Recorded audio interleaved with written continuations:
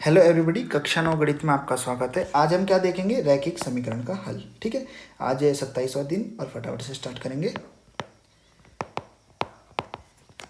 तो रैखिक समीकरण का हल, ठीक है। तो आपकी जो रैखिक समीकरण होती है वो ax plus B Y plus C बराबर 0 के रूप में होती है। अब इसका हल क्या होगा? इसका हल होगा आपका x का मान और y का मान। ठीक है, देखो अभी आपको मैंने क्या बताया कि देखो सबसे पहली बात, एक बात मैं आपको बताना भूल गया शायद, कि रैखिक समीकरण क्यों कहा गया इसे रैखिक समीकरण इसलिए कहा गया है कि जब हम इसे कार्तीय तल पर, ठीक है, इस समीकरण को कार्तीय तल पर निरूपित करेंगे, जब हम इसके हल निकालेंगे तो हमें कैसे मिलने वाले हल? x कॉमा वाई के रूप में मिलेंगे, क्योंकि यहाँ से हम x और y का मान निकालने वाले हैं। ठीक है, और आपको पता है x कॉमा वाई क्या होते हैं? निर्देशांक होते हैं किसी बिंदु पर कार्तीय तल पर। ठीक है, जब हम ऐसे करके इसके हल निकालेंगे हमें अपरिमित रूप से अनेक हल मिलेंगे।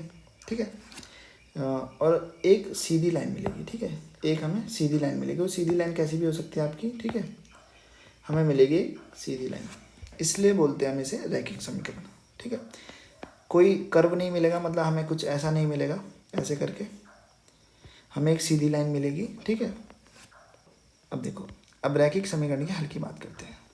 सबसे पहली बात, अभी तक हमने क्या देखा कि एक चर वाला जो रैखिक समीकरण होता है उसका केवल एक अद्वितीय हल होता है, परंतु यह बात आपकी दो चर वाले रैखिक समीकरण के लिए लागू नहीं होती। अब हम हल कैसे निकालेंगे सबसे पहले वो देखेंगे। हल निकालना बहुत आसान है। ठीक है, अब एक समीकरण लिखी हुई है यहाँ पर, इसे देखते हैं। 2x प्लस 3y बराबर 12। 2x प्लस 3y बराबर 12। आपको इसका हल निकालना है। मैं आपको पहले इंस्पेक्शन मेथड, सबसे पहले आपको देखते ही बताना है कि हल क्या होगा। तो आप देख सकते हैं, अगर मैं यहाँ पर 2 गुणा 3 प्लस 3 गुणा 2 कर दूँ तब आपको 12 मिल जाएगा। तो आपको एक हल मिल गया 3,2 के रूप में। ठीक है, ये तो आपने देख के बताया, लेकिन आपको कैसे निकालना है हल, मैं बताता हूँ आपको कैसे निकालना। अगर आपको कहा गया कि हल निकालो इसके, देखो 3y, सबसे पहली बात आपको कैसे रूप में मिलेंगे इसके हल? x कॉमा वाई के रूप में आपको एक बिंदु के निर्देशांक के रूप में मिलने वाले हैं, और उस बिंदु को आगे हम कार्तीय तल पर निरूपित करेंगे। करना तो है, होगा ही हमें। हम इस पूरी समीकरण को कार्तीय तल पर निरूपित करेंगे और एक हमें सीधी रेखा मिलेगी, स्ट्रेट लाइन। तो देखिए, अगर हम यहाँ पर x, सबसे शुरुआत कहाँ से करनी है? x बराबर 0 से। ठीक है, तो x को 0 रखोगे ये पूरा 0 हो जाएगा, तो हमें क्या मिलेगा? 3y बराबर 12। ठीक है, 3 गुणा में उधर जाके भाग में, तो y बराबर 12/3। यहाँ से आपको 4 मिलेगा। y बराबर क्या मिलेगा? 4। तो यहाँ से हमें एक निर्देशांक मिलेंगे 0,4। ठीक है, आपने एक हल निकाल लिया। इसके बाद क्या करो? x की जगह 1 रख दो। x बराबर क्या रख दो? 1। x बराबर 1 रखोगे तो यहाँ पे क्या हो जाएगा? 2 बन जाए 2। ठीक है, प्लस 3y हो जाएगा बराबर 12।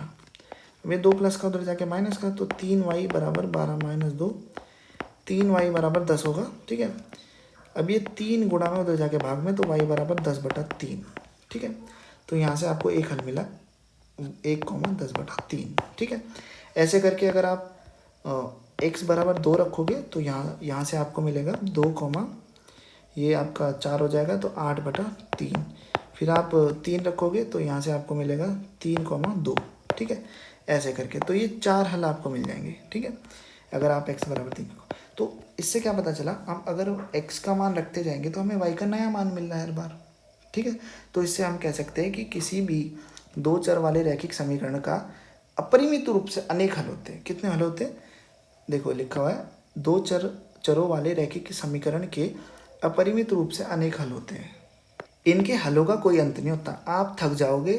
ठीक है, इनका अंत नहीं है। ठीक है, नश्वर है। ठीक है, इनका अंत नहीं है। आई होप आप समझ गए होंगे।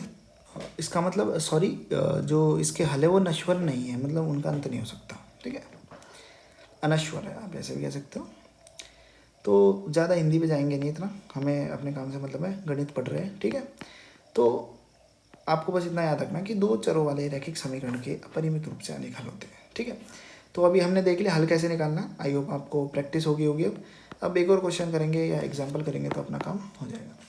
तो उदाहरण 3 कह रहा है, समीकरण x बराबर 2y बराबर 6, x प्लस 2y बराबर 6 के 4 अलग अलग हल ज्ञात कीजिए। ठीक है, तो मैं अभी इसे मिटा दे रहा हूँ। ठीक है, अब हम हल निकालेंगे इसके। कहाँ पहुँच गए?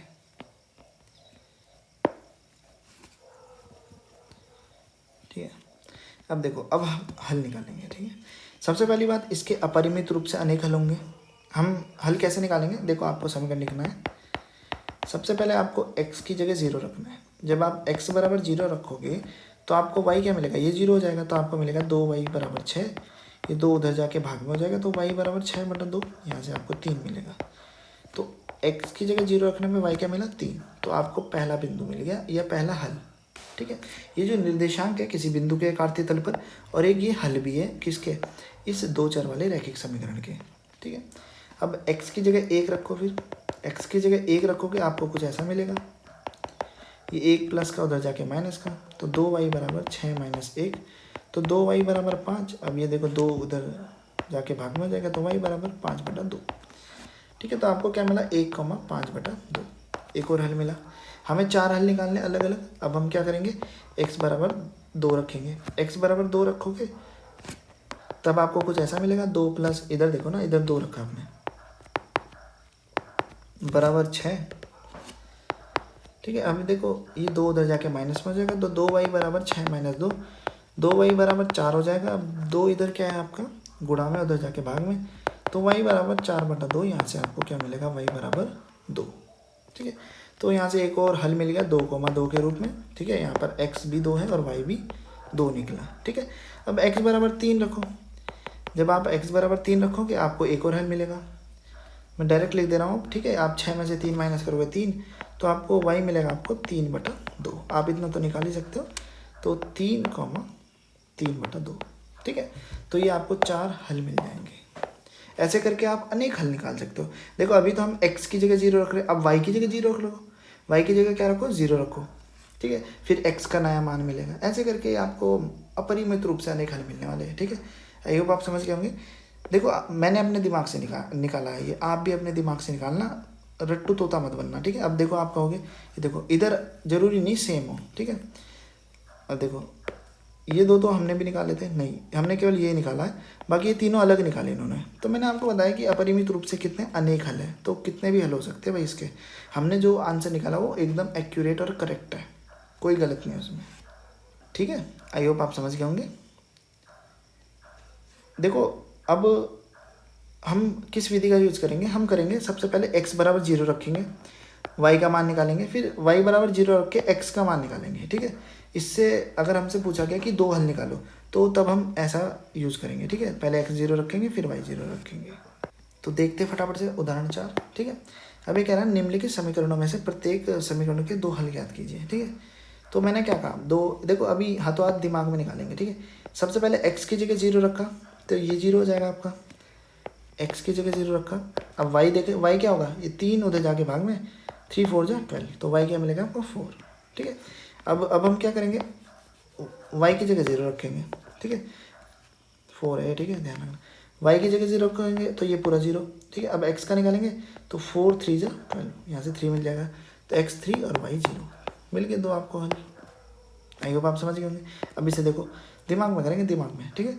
अब देखो सबसे पहले x की जगह 0 रखेंगे, ये 0। अब x की जगह 0 रखने पे ये भी आपको क्या मिलेगा, 0, ठीक है। अब हम क्या रखते हैं, x की जगह 1 रखेंगे, क्योंकि अगर हम y की जगह 0 रखेंगे तब भी हमें 0 मिलना है, ठीक है। तो x की जगह 1 रखेंगे तो y की जगह मिलेगा हमें -2/5। आई होप आप समझ गए होंगे मैंने ऐसा क्यों किया, क्योंकि y की जगह 0 रखने पे भी मुझे x 0 मिल रहा था, सेम ही मिल रहे थे मुझे, 0,0 मिलता, तो मैंने कहा एक ही बार निकालना है मैं, ठीक है। अब देखो इसका हल क्या होगा, इसका हल देखो, अब यहाँ पर x नहीं है तो x की जगह 0 रख दो।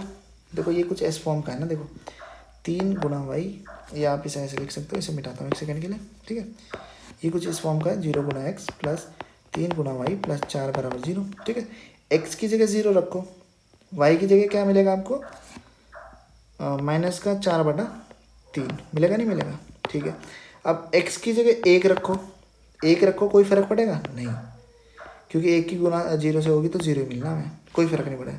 और y का मान वही मिलेगा, 4 -4/3, ठीक है। इसके भी आप अपरिमित रूप से अनेक हल निकाल सकते हो। अब आप कहोगे कि ये तो एक चर वाला रैखिक समीकरण था, इसके आपने 2 हल कैसे निकाल दिए। भाई था तो, लेकिन अभी मैं आपको आगे एक बात बताऊंगा, जब हम आगे से और करेंगे ना, एक बात और बताने वाला हूँ मैं इसमें आपको। कि हम नज़रिया कैसा है हमारा, हम इसे कैसे देखना चाहेंगे, हम इसके साथ कैसा व्यवहार करते हैं। अगर हम इसे एक चर की तरह मानेंगे तो इसका केवल एक ही हल है, लेकिन मैंने यहाँ पे दो चर की तरह से निरूपित कर दिया, इसे मान लिया, तो इसके मैंने दो हल निकाल दिए। ऐसे करके मैं यहाँ पे y का मान तो फिक्स रहेगा, लेकिन x का मान कुछ भी रख सकता हूँ। अगर मैं यहाँ पे लिखता ना 100 -4/3, ये भी इसका एक सॉल्यूशन है, हल है इसका एक। ठीक है, अभी आगे और डिस्कशन होने वाला है, मज़ेदार चैप्टर है। ठीक है, आपको अच्छा लगेगा इसे पढ़ के। तो ये था उदाहरण 4। ठीक है, अब आगे चलते हैं। बस यही था आपका उदाहरण 4। ठीक है, अब हम अगली वीडियो में क्या देखेंगे, प्रश्नावली 4.2। ठीक है, तो अगर आपको कोई डाउट हो तो आप मुझसे टेलीग्राम पे पूछ लेना। वीडियो देखने के लिए धन्यवाद, मिलेंगे अगली वीडियो में। और अगली वीडियो में हम डिस्कस करेंगे एक्सरसाइज 4.2 और अपना सुझाव देना मत भूलिएगा टेलीग्राम पर। ठीक है, मिलता है अगली वीडियो में।